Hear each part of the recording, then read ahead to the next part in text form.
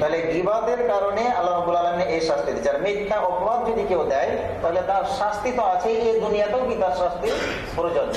অর্থাৎ তাকে কি করতে হবে? ব্যাট লাগাতে হবে। যারা মিথ্যা অপবাদ দিবে, হ্যাঁ, অর্থাৎ আমি জেনা করি নাই অথচ আমাকে বলে দিল যে সেই জেনা করেছে, মিথ্যা অপবাদ। হ্যাঁ, তাহলে এখানে সাক্ষী সাবুদের কারণে যদি মিথ্যা সাব্যস্ত হয় তাহলে এর জন্য দুনিয়াতে কি তাকে শাস্তি দিতে হবে। তো যাই হোক, মানে গীবত করা মানে হচ্ছে মৃত্যু ভয়ের গোশত খাওয়া, মৃত্যু ভয়ের গোশত খাওয়া। তাহলে এটা একটা তাদের কি ছিল? স্বভাব ছিল, এই কারণে এই শাস্তি হচ্ছে। আর দ্বিতীয় স্বভাব হলো যে ওয়ায়াকাউনা ফি আমাদিহিম, কি করে তাকে অপদস্থ করা যায়, কি করে তাকে অপদস্থ করা যায়, সর্বক্ষণ কি তার চিন্তা চেতনাই কি, হ্যাঁ, বা প্রচেষ্টাটাই কি তার এই ছিল। এই কারণে আল্লাহ রাব্বুল আলামিন এদেরকে কি দিচ্ছে? এই আপনার তামার নখ বানিয়ে ওই নখ দিয়ে তারা নিজেরাই নিজেদের চেহারার চামড়াকে ক্ষত বিক্ষত করছে, তাদের বুকের চামড়াকে তারা কি ক্ষত বিক্ষত করছে। তাহলে এই শাস্তি আপনার কিসের কারণে? এই ছোট্ট এইগুলো এই স্বভাব, এই অভ্যাস তো আমাদের প্রত্যেকের মাঝেই কিছু না কিছু আছে, আছে না? তাহলে এই অভ্যাস আমাদেরকে ছাড়তে হবে না ধরে রাখতে হবে?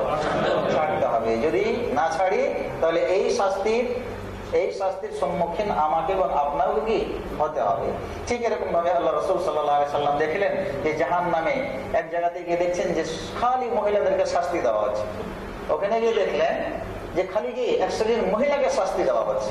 আল্লাহ রাসূল সাল্লাল্লাহু আলাইহি সাল্লাম জিজ্ঞেস করলেন যে এই সমস্ত মহিলাদেরকে কেন মানে এরকম শাস্তি দেওয়া হচ্ছে, কেন শাস্তি, এই কঠিন শাস্তি সম্মুখীন তারা কেন? আল্লাহ রাসূল সাল্লাল্লাহু আলাইহি সাল্লামকে জবাব দেওয়া হলো যে ইয়াকফুরুনাল আশিরা, এই মহিলাদের শাস্তির কারণে হলো যে তারা তাদের স্বামীর সব সময় কি অকৃতজ্ঞতা করেছে। এটার বাস্তব ঘটনা কি আমরা যদি দেখি যে আমরা তাদেরকে শাড়ি, জামা, তারপরে কি আপনার ব্লাউজ থেকে যাবতীয় সবকিছু দেন, দেওয়ার পরে হঠাৎ কোনো সময় যদি আপনার এবং আমার কাছে চেয়ে বসে যে আমাকে এই ঈদে এটা দিতে হবে, কিন্তু আমি দিতে পারলাম না, তখন বলে তুমি আমাকে জীবনে কি দিয়েছো? কিছুই দাও। বলে কি বলে না? এই অভ্যাস, এই প্রবণতা কাদের মাঝে আছে? আমাদের মা বোনদের মাঝে আছে। এই কারণে আল্লাহ রাসূল সাল্লাল্লাহু আলাইহি ওয়াসাল্লাম মেরাজের রাতে জাহান্নাম যখন ঘুরে ঘুরে দেখছিলেন তখন দেখলেন যে বিশেষভাবে এই শ্রেণীর মহিলাদের কেউ কি আপনার শাস্তি ওই জাহান্নামে কি দেওয়া হচ্ছে। তো এরকম আরো অসংখ্য হাদিস মানে আছে যেই কারণে কি জাহান্নামে আল্লাহ রাব্বুল আলামিন তাদেরকে শাস্তি দিবেন, এগুলো আল্লাহ রাসূল সাল্লাল্লাহু আলাইহি ওয়াসাল্লাম ডাইরেক্ট দেখে এসেছেন এবং সেগুলো দেখে আসার পরে আমাদের কাছে কি বর্ণনা করে দিয়েছেন। তো আমাদেরকে এই জিনিসগুলো জানতে হবে, এগুলো জানতে হবে যে কি কারণে জাহান্নামে শাস্তি হয় আর কি কারণে জান্নাতের বিভিন্ন মর্যাদা তারা লাভ করেছে। এগুলো জানার পরে সেই অনুপাতে আমার জীবনকে পরিচালনা করতে হবে। তাহলেই আপনার মেরাজের যে মূল শিক্ষা সেটার কি স্পিরিট, সেই স্পিরিটটা আমাদের মাঝে কি আসবে। আর শুধুমাত্র ওই রাতে জেগে আপনার কি 100 রাকাত নফল নামাজ পড়লাম আর পরের দিন আপনার রোজা রাখলাম, যেটা আল্লাহ রাসূলও কি আপনার রাখেন নাই। মেরাজকে কেন্দ্র করে আল্লাহ রাসূলও কি রোজা রাখেন নাই, আর ওই রাত্রে জেগে আল্লাহ রাসূলও কি কোনো নফল সালাত আদায় করেন নাই। আর আল্লাহ রাসূল সাল্লাল্লাহু আলাইহি ওয়াসাল্লাম মরার পরে আপনার আর খোলাফায়ে আরবা, 4 খলিফাও কিন্তু আপনার ওই রাতে বিশেষ কোনো ইবাদত বান্দেগি করেছেন বলে কি প্রমাণ পাওয়া যায় না। হ্যাঁ, তবে সবে মানে রজব মাসের ব্যাপারে এবং শাবান মাসের ব্যাপারে আল্লাহ রাসূল সাল্লাল্লাহু আলাইহি সাল্লাম এভাবে দোয়া করেছেন। আমরা এভাবে দোয়া করতে পারি, আমরা এভাবে কি দোয়া করতে পারি। এই মাসে শুধু ওই রাত্রি কেন্দ্রিক না, পুরাটা মাসে কি আমরা নফল যে কোনো ইবাদত বান্দেগি করতে পারি এবং সেটার জন্য আল্লাহর কাছে কি আমরা দোয়া করতে পারি, যে দোয়া আল্লাহ রাসূল সাল্লাল্লাহু আলাইহি ওয়াসাল্লাম আপনার করেছেন। যেহেতু আমরা সুন্নাতের কি মানে সুন্নাতকে ভালোবাসি, আল্লাহ রাসূল সাল্লাল্লাহু আলাইহি ওয়াসাল্লাম কি দোয়া করেছেন যে আল্লাহুম্মা বারিক লানা ফি রাজাব ওয়া শাবান ওয়া বাল্লিগনা রমাদান। এই দোয়া কি এই সমস্ত বিদআতি ভাইরা জীবনে করে জীবনে করে? দোয়া করতে হবে আমাকে। কি দোয়া? আল্লাহ রাসূল সাল্লাল্লাহু আলাইহি ওয়াসাল্লাম বলেছেন আল্লাহুম্মা বারিক লানা, হে আল্লাহ তুমি আমাদের আপনার আমল এবং কামাই রোজগারে সবকিছুতে কি দাও? বরকত দান করো। বিশেষ করে আমলে আমাদের কি করো? বরকত দান করো। কোন মাসে? ফি রাজব মাসে ওয়া শাবান, এবং শাবান মাসে। মানে এটা পূর্ব প্রস্তুতি, মানে আপনার রমজানের আগের 2 মাস না রমজানের মাহাত্ম্য এবং গুরুত্ব বোঝার জন্য, তাই না? পূর্ব প্রস্তুতি হিসাবে এই 2 মাস থেকেই কি আমাদের যাতে একটা ট্রেনিং কি মানে শুরু হয়ে যায়, নফল সালাতের যাতে ট্রেনিং শুরু হয়ে যায়, তারপরে নফল সোয়ামের কি সাওমের যাতে আপনার ট্রেনিং শুরু হয়ে যায়। এই জন্য আল্লাহ রাসূল সাল্লাল্লাহু আলাইহি ওয়াসাল্লাম এভাবে কি করেছেন, দোয়া করেছেন। আমাদেরকেও কি ওইভাবে দোয়া করতে হবে এবং পাশাপাশি আপনার ফরজ সালাতের সাথে আপনার নফল সালাতের সাথে আরো কিছু নফল সালাত নফল সাওম এগুলো কি করতে হবে, বাড়িয়ে দিতে হবে। বুঝে আসছে?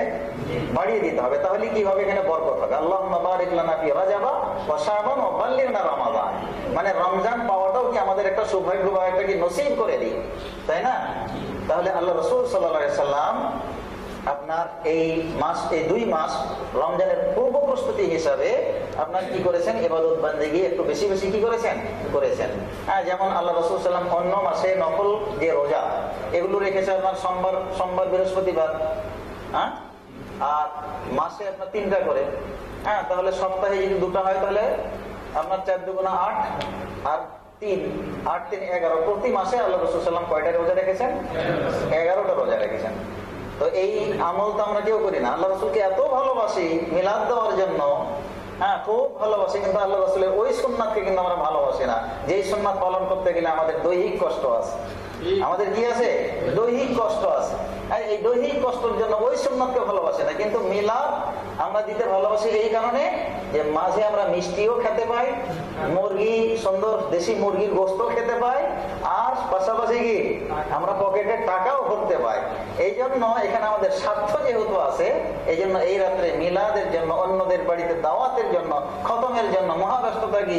কিন্তু আল্লাহ রাসূল সাল্লাল্লাহু আলাইহি ওয়াসাল্লাম যে প্রতি মাসে 11টি করে সালাত নফল সাওম আদায় করেছে, এই জন্য কিন্তু আমরা মানুষকে কোনোদিন উদ্বুদ্ধ করি না, বলিও না, নিজেও কি আমরা করি না। আর শাবান মাসে কি করেছেন আল্লাহ রাসূল? শাবান মাসে আল্লাহ রাসূল সাল্লাল্লাহু আলাইহি ওয়াসাল্লাম আরো মিটার বাড়িয়ে দিয়েছেন। কিসের?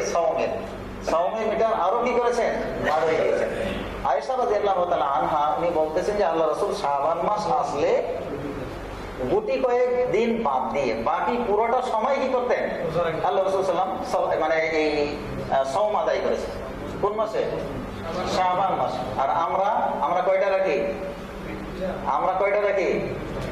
একটা রাখি, সেটা হলো কি শবে বরআত। নাম দিয়েছি কি? শবে বরআত, মানে মুক্তির রজনী। ওই রাতে যদি ইবাদত বান্দেগি একটু করে নিতে পারি, আর পরের দিন যদি রোজা রাখে না রাখে, মানে ওই রাতে যদি 100 রাকাত নফল কি আদায় করে নিতে পারি, তাহলে আল্লাহ মানে অতীতে যত নামাজ পড়েছি না পড়েছি সব আল্লাহ তাআলা ক্ষমা করে দেবেন। এটা হতে পারে? পশ্চিম কালেও হতে পারে না। নফল নামাজ দিয়ে ফরজটাকে কি করা, একেবারে ডিলিট করে দেওয়া, এটা পশ্চিম কালেও কি আপনার হতে পারে না। তো আমরা এই মানে শুধু ওই একটা রোজা রাখি। আল্লাহ রাসূল সাল্লাল্লাহু আলাইহি ওয়াসাল্লাম শাবান মাসের অধিকাংশ দিনগুলোতে রোজা রেখেছেন। আমরা যদি এত সুন্নাতের ভালোবাসা হই, অনুসারী হই, তাহলে আমাদেরকেও কি আল্লাহ রাসূলের ওই সুন্নাত কি করতে হবে, আমাদের জীবনে পালন করতে হবে। তাই আসুন, এই যে নামগুলো শবে মেরাজ, শবে বারাত, এই নামকরণের দিক থেকেও কিন্তু আপনার কোরআন হাদিসে এর কোনো ভিত্তি নাই। সব এই শব্দটা হলো কি ফার্সি শব্দ। এই শব্দটা হলো কি ফার্সি শব্দ। তো আল্লাহ রাসূল সাল্লাল্লাহু আলাইহি ওয়াসাল্লাম যতগুলো হাদিস বর্ণনা করেছেন, সব হাদিসকে আরবিতে বর্ণনা করেছেন।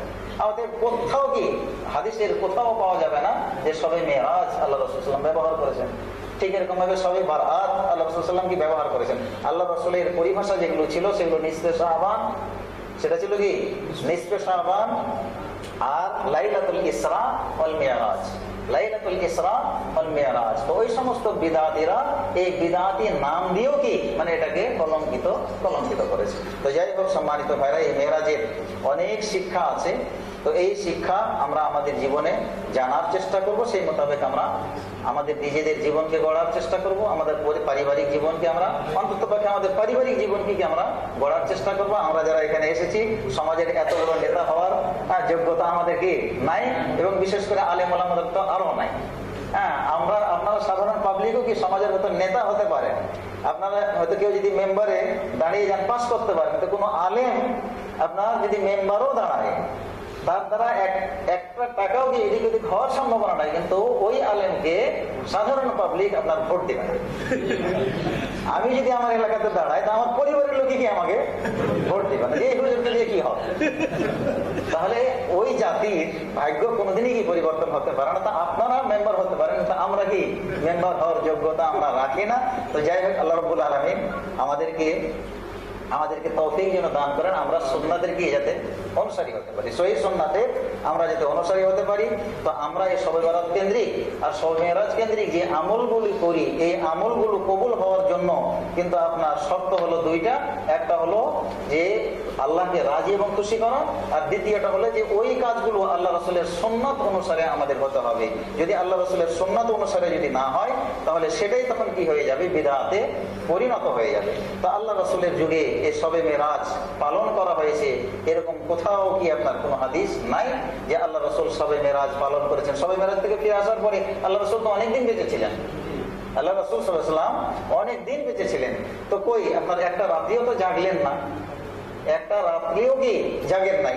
আল্লাহ রাসূল মরার পরে, আল্লাহ রাসূল সাল্লাল্লাহু আলাইহি ওয়াসাল্লাম মরার পরে সাহাবায়ে কেরামরা তারা তো আপনার অনেক যুগ যুগ ধরে কি বেঁচে ছিলেন, তারাও তো আপনার কোনোদিন শবে মেরাজ এরকম আমাদের মতো করে যেরকম পালন করেছি এরকম তো তারা কি পালন করেন নাই। তাহলে আমরা কি তাদের চেয়ে বড় পরহেজগার বা বড় বুজরুগ হয়ে গেলাম, যে যার কারণে তাদের চেয়ে কি আমরা আগে বেড়ে এই সমস্ত জিনিসগুলো করবো? কোশ্চিন কালেও হতে পারে না। যাই হোক, আল্লাহ রাব্বুল আলামিন আমাদেরকে সুমতি দান করুন, আমরা সঠিক বুঝ যাতে বুঝি, সঠিক সুন্নাতকে যাতে আমরা জানতে পারি এবং সেই সঠিক সুন্নাতের উপর যাতে আমরা আমল করি, আমাদের মানে জীবনকে যাতে আমরা সফলতা অর্জন করাতে পারি বা আমরা সফল হই, সেই তৌফিক যেন আল্লাহ রাব্বুল আলামিন আমাদেরকে দান করেন। আমিন। এবং আল্লাহ রাব্বুল আলামিন আমাদেরকে যাবতীয় বিদআত থেকে আল্লাহ রাব্বুল আলামিন আমাদেরকে হেফাজত করুন। আল্লাহ আমিন। এবং আল্লাহ রাসূল সাল্লাল্লাহু আলাইহি সাল্লামের যে সুন্নাত, সেই সুন্নাতের উপর আমল করে যাতে আমরা আল্লাহ রাসূলের সেই কাউসারের পানি আমরা পান করতে পারি, কিয়ামতের কঠিন দিনে সেই তৌফিক যেন আল্লাহ রাব্বুল আলামিন আমাদেরকে দান করেন। আমিন। আমরা বিদআতি কাম করে যাতে আমরা বিতাড়িত না হই, তার কারণ বিদআতি কাম করলে আল্লাহ রাব্বুল আলামিন মানে কিয়ামতের দিন রাসূলুল্লাহ সাল্লাল্লাহু আলাইহি ওয়াসাল্লাম আমাদেরকে ওই চরম মুহূর্তে যখন আমাদের পানি অতি প্রয়োজন, পানি পান করার জন্য যাব, কিন্তু ফেরেশতারা বাধা দিয়ে সেই কাউসারের পানি পান করা থেকেও কি তাড়িয়ে দিলেন। তা আমরা যেন ওই দলে, বিদআতীদের দলে যেন আমরা না পড়ি, সেই তৌফিক যেন আল্লাহ রাব্বুল আলামিন আমাদেরকে দান করেন। যাবতীয় বিদআতকে পরিহার করা এবং সুন্নাতের উপর আমল করা আল্লাহ রাব্বুল আলামিন আমাদেরকে তৌফিক দান করুন। এবং আমাদের এই মাজলিসকে আল্লাহ রাব্বুল আলামিন যেন নাজাতে ওসিলা করে দেন, কবর জগৎ থেকে নিয়ে আপনার জান্নাতে যাওয়ার আগ পর্যন্ত যতগুলো ধাপ আছে সমস্ত ধাপে যাতে আমরা সফল হতে পারি, এই মাজলিসকে যেন আল্লাহ রাব্বুল আলামিন আমাদের ওসিলা বানিয়ে দেন, সমস্ত জায়গা থেকে সুন্দরভাবে পার হয়ে জান্নাত পর্যন্ত পৌঁছার। সবাই বলুন আল্লাহুম্মা আমিন। আল্লাহ রাব্বুল আলামিন আমাদেরকে মাজলিস কবুল করে নিন, দীর্ঘ সময় ধরে যাতে আমরা এই মাজলিস চালাতে পারি, এই কোরআন এবং হাদিসের দার্স যাতে আপনার চলতে থাকে, চলমান থাকে, এখান থেকে যাতে আমরা শিখতে পারি এবং শিক্ষা অর্জন করে যাতে আমরা আমাদের ব্যক্তিগত জীবনে চেঞ্জ আনতে পারি, পরিবর্তন আনতে পারি, সেই তৌফিক আল্লাহ রাব্বুল আলামিন আমাদেরকে দান করুন। আল্লাহ রাব্বুল আলামিন আমাদের সবাইকে সুস্থতা দান করুন। আমাদের আত্মীয় স্বজন যারা আছে, আমরা এখানে প্রবাসে আছি, আমাদের দেশে আল্লাহ রাব্বুল আলামিন তাদেরকে যেন সুস্থ রাখেন, যাবতীয় আপদ বিপদ থেকে যেন আল্লাহ রাব্বুল আলামিন তাদেরকে হেফাজত করেন। এবং আমাদের যারা দেশের পরিচালক, যারা দেশের ক্ষমতাধর, আল্লাহ রাব্বুল আলামিন তাদেরকেও সুমতি দান করুক, হেদায়েত দান করুক। তাদের মাধ্যমে আল্লাহ রাব্বুল আলামিন সালাত কায়েমের ব্যবস্থা, সিয়াম কায়েমের ব্যবস্থা এবং রাসূলুল্লাহ সাল্লাল্লাহু আলাইহি ওয়াসাল্লামের সুন্নাত কায়েমের যাতে ব্যবস্থা আল্লাহ রাব্বুল আলামিন তাদের দ্বারাই যেন করে দেন। আল্লাহ আমিন। তাদেরকে আল্লাহ রাব্বুল আলামিন যেন হেদায়েত দান করেন। আমরা কাউরির জন্য বদদুয়া কিন্তু করবো না, ক্ষমতায় যেই থাক আর যেই আসুক, বরং আমরা তাদের জন্য কি করবো, হেদায়েতের দোয়া করবো। আল্লাহ রাব্বুল আলামিন তাদেরকে হেদায়েত দান করুন। তারা যদি হেদায়েত হয়ে যায়, তাহলে তাদের দ্বারা আপনার কাজ ওরকমই হবে যেরকম কাজ হয়েছিল আপনার উমর রাদিয়াল্লাহু তাআলা আনহুর দ্বারা। এক উমর ইসলাম কবুল করার পরে আপনার ইসলামের স্পিরিট, আপনার কি মুসলমানদের স্পিরিট আপনার কি হয়ে গেছিল, আপনার বেড়ে গিয়েছিল।